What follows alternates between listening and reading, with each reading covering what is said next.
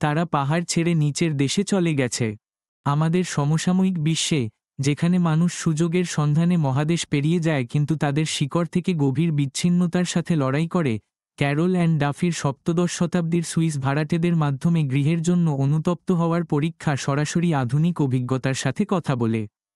Nostalgia বিষয়ক level head how to analyse ভিডিওতে আপনাকে স্বাগতম, যেখানে আমরা অন্বেষণ করব কিভাবে ডাফি একটি ভুলে যাওয়া চিকিৎসা অবস্থাকে স্থানচ্যুতি, স্মৃতি এবং ফিরে আসার বিদ্রূপাত্মক অসম্ভবতার একটি আকর্ষণীয় গবেষণায় রূপান্তরিত করে।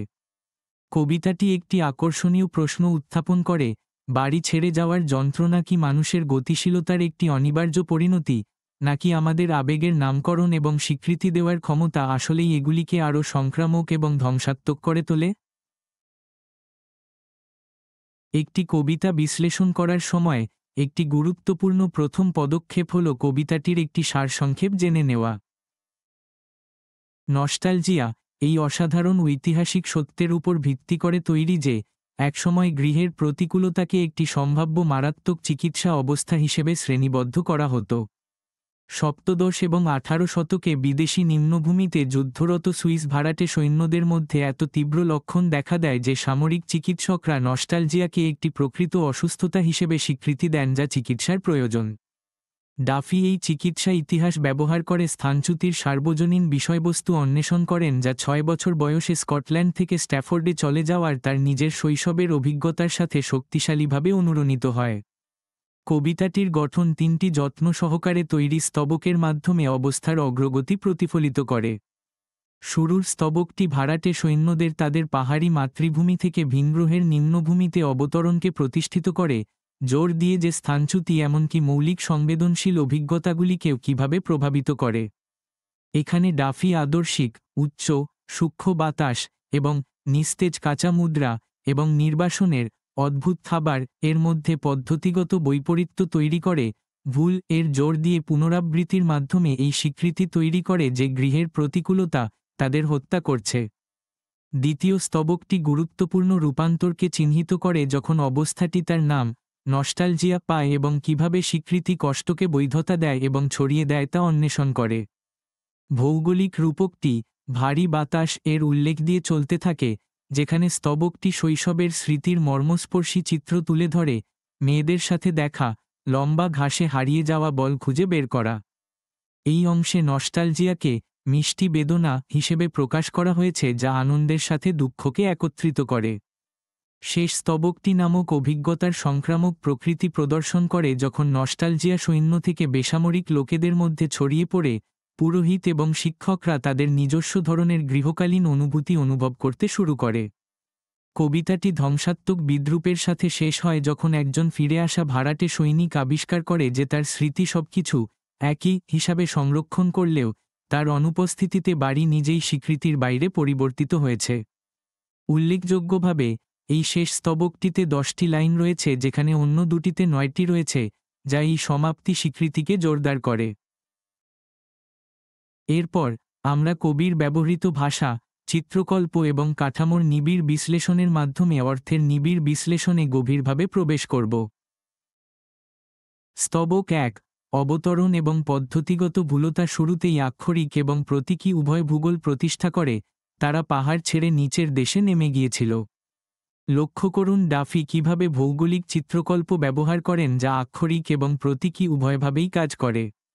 নিচে এর পুনরাবৃত্তি পুরো স্তবক জুড়ে প্রথমে এখানে এবং বারবার প্রদর্শিত হচ্ছে, কেবল ভৌগোলিক গতিবিধি নয় বরং কেবল একটি উচ্চ স্থান থেকে একটি নিম্ন স্থানে স্থানান্তরিত হওয়ার পরিবর্তে জীবনের মানের প্রতীকী অবনতির ইঙ্গিত দেয়। গৃহ এবং নির্বাসনের মধ্যে বৈপরীত্য পদ্ধতিগত বিরোধিতার মাধ্যমে বিকশিত হয়। ভাড়াটেরা উচ্চ, সূক্ষ্ম বাতাস বিশেষণগুলির মাধ্যমে তাদের স্বদেশকে স্মরণ করে, যা উচ্চতা এবং পরিমার্জন উভয়ই নির্দেশ করে।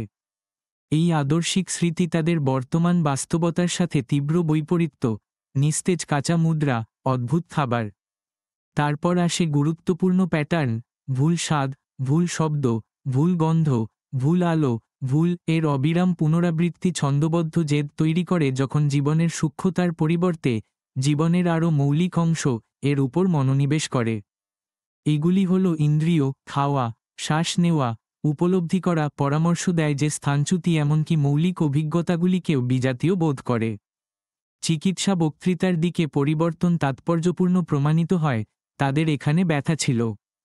এটি একজন ডাক্তারের সাথে কথোপকথনের সুর এবং ধরনকে প্রতিলিপি করে, যা কেবল মানসিক যন্ত্রণার চেয়ে বরং শারীরিকভাবে কিছু ভুল থাকার ইঙ্গিত দেয়। তারা কাঁদল, ক্ষতি এবং মন খারাপের শক্তিশালী, তীব্র নেতিবাচক আবেগের মাধ্যমে আবেগগত শব্দভাণ্ডার তীব্রতর হয়। স্তবকটি, এটি তাদের হত্যা করছিল, দিয়ে শেষ হয়, যা আক্ষরিক চিকিৎসা পর্যবেক্ষণ এবং মানসিক আঘাতের উপর নস্টালজিয়ার শারীরিক প্রভাবের রূপক প্রকাশ উভয়ই প্রদান করে। আর তাই, এখন তুমি কবিতার বাকি অংশ নিজেই পড়ো, একই নিবিড় বিশ্লেষণ পদ্ধতি ব্যবহার করে। সম্পূর্ণ বিশ্লেষণ সহায়তার জন্য www.andyhurleyhead.com ওয়েবসাইটটি দেখুন। একবার আপনি নিবিড় বিশ্লেষণ শুরু করে ফেললে, এবার এক ধাপ পিছিয়ে যাওয়ার এবং কবিতার বিষয়বস্তু অন্বেষণ করার সময় এসেছে। এর জন্য সমালোচনামূলক চিন্তাভাবনা এবং আপনার চিন্তাভাবনাকে সুসংগতভাবে গঠনের ক্ষমতা প্রয়োজন। থিম অন্বেষণ যদি আপনি বেশ কিছু কবিতা বা কবিদের নিয়ে পড়াশোনা করেন, তাহলে এই ক্ষেত্রে আপনার দক্ষতা বিকাশের একটি সহায়ক উপায় হল একটি থিম ট্র্যাকার রাখা। এটি উদীয়মান ধরন এবং বিপরীত ধারণাগুলি দেখতে সাহায্য করে, এটি মূল ধারণাগুলির একটি সংক্ষিপ্ত সারাংশ তৈরি করতে সাহায্য করে, এবং যখন আপনাকে একটি প্রবন্ধ বা আলোচনার কাজ দেওয়া হয় তখন কোন কবিতাগুলি নিয়ে আলোচনা করবেন তা নির্বাচন করতে এটি সত্যিই সহায়ক। আপনার লেখা শুরু করার সময় প্রতিটি থিমটির জন্য একটি সারণী তৈরি করার, একটি স্প্রেডশিট ব্যবহার করার বা একটি মাইন্ড ম্যাপ তৈরি করার চেষ্টা করুন। পড়াশোনা। এই ভিডিওটিতে স্থানচ্যুতি এবং বাড়ির বিচ্ছিন্নতা বিষয়ের উপর একটি অন্বেষণ প্রদান করা হয়েছে। নিম্নলিখিত বুলেট পয়েন্টগুলি আপনার ধারণাগুলিকে রূপ দেওয়ার জন্য ব্যবহার করা যেতে পারে এবং ঘনিষ্ঠ বিশ্লেষণ প্রতিটি ধারণাকে ভিত্তি করে তুলতে পারে।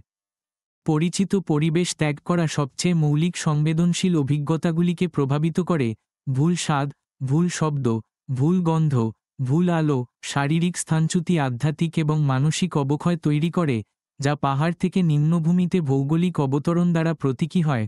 দূরত্বের মাধ্যমে বাড়ি আদর্শ হয়ে ওঠে, বিদেশি স্থানের ভারী বাতাস বনাম উচ্চ সূক্ষ্ম বাতাস দ্বারা চিহ্নিত করা হয়।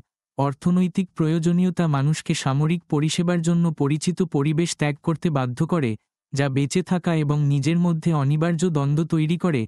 ফিরে আসা অসম্ভব প্রমাণিত হয় কারণ সময় বিচ্ছেদের সময় ব্যক্তি এবং স্বদেশ উভয়কেই পরিবর্তন করে। সবকিছু বদলে গিয়েছিল। অন্যান্য থিমগুলি অন্বেষণ করতে, যেমন নামকরণের ক্ষমতা, অভিজ্ঞতা এবং স্মৃতি এবং হারানো শৈশব। সম্পূর্ণ ভিডিও সেমিনারটি দেখতে ওয়েবসাইটটি দেখুন। কবিতা সম্পর্কে আপনার বোধগম্যতা সুসংহত করার একটি ভালো উপায় হল বিভিন্ন সম্ভাব্য কার্যকলাপের সাথে সক্রিয়ভাবে জড়িত থাকা। www.andyhurleyhead.com ওয়েবসাইটটি দেখুন। আমরা আশা করি এই ভিডিওটি এই কবিতাটি সম্পর্কে আপনার গবেষণাকে সমর্থন করতে সহায়ক হয়েছে। আরও অনুসন্ধানের জন্য প্রস্তাবিত কিছু গুরুত্বপূর্ণ উৎসের একটি তালিকা স্ক্রিনে রয়েছে। শোনার জন্য ধন্যবাদ এবং তোমার পড়াশোনা বা প্রস্তুতির জন্য শুভকামনা।